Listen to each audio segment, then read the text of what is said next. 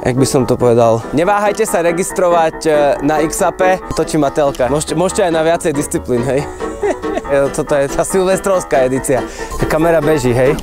Ahojte, volám sa Juraj a teším sa na nadchádzajúci ročník zimných športových hier. Krkolomnú, alebo jaká je tá jazda? Nazdar! Neteším sa len ja, ale aj môj 6-ročný syn, ktorý sa už nevie dočkať, ako sa postaví do bránok obrovského slalomu na Jahodnej. Ale ešte predtým nevie o tom, že ho plánujem vytiahnuť aj na Kojšovku.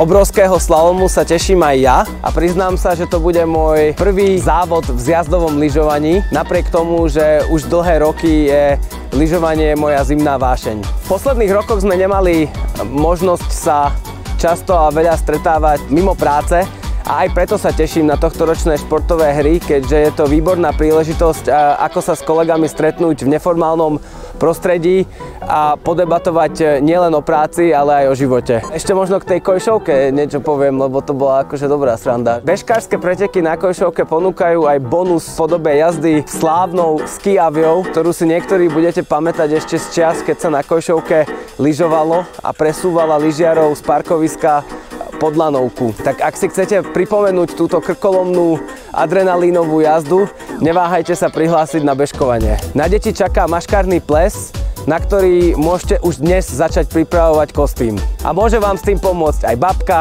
aj detko, aj strýko, aj teta a tak ďalej. Neváhajte sa registrovať na X-Ape.